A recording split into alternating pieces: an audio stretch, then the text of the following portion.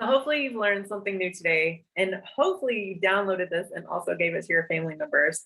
I think it's pretty cool when we're actually able to see, what our learning styles are and how our personalities kind of conflict with each other. This actually has helped my family tremendously. It's definitely helped my husband and I think that it's really helped me when I come in contact with different types of people as well. Now, I won't tell you it's easy to deal with different types of people, and it is easier when we kind of mesh, but as we go out into the world, we know we're going to come in contact with different types of people. So it's important that we are kind of paying attention and doing different things to, just become more aware. So I want to share just a little bit of my assessment for the DISC. So on, what is this, September 22nd, I actually took my first one.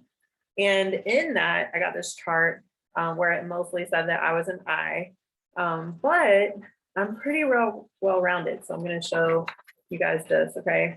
So this is where I lie mostly. So this is the I, okay? But I have, see if I can get this right.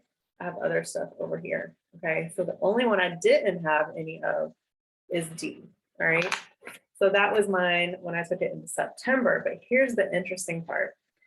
I took the one that I posted here, and I took it on November 30th, so just a few days ago. And this time when I did everything, hopefully you can see this okay, I'm a little bit of everything now. And I'm not sure if this has to do with the fact that I've actually been working on myself a whole lot more, or maybe it's just because I'm around different people all the time, because I'm learning to communicate better with the people around me who are different than I am.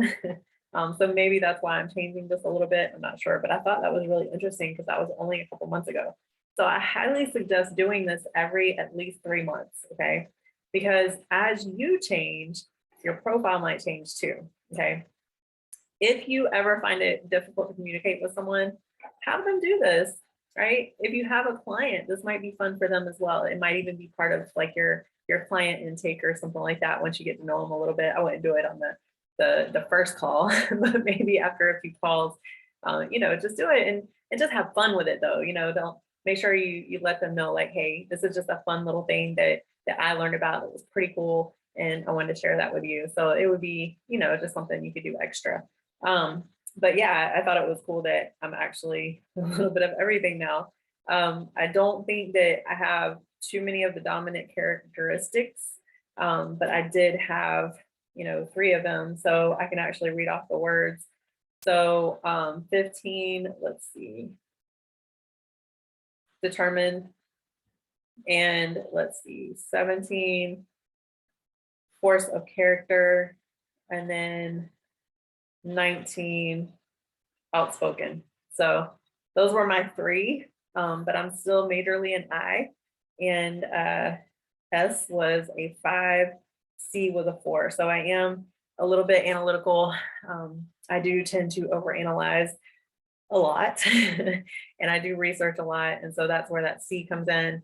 I'm not quite as outspoken as, I could be. And so those are things that I work on, but that's why some of the S is there as well. But it's so interesting to be able to do these kind of things and just learn a lot about yourself.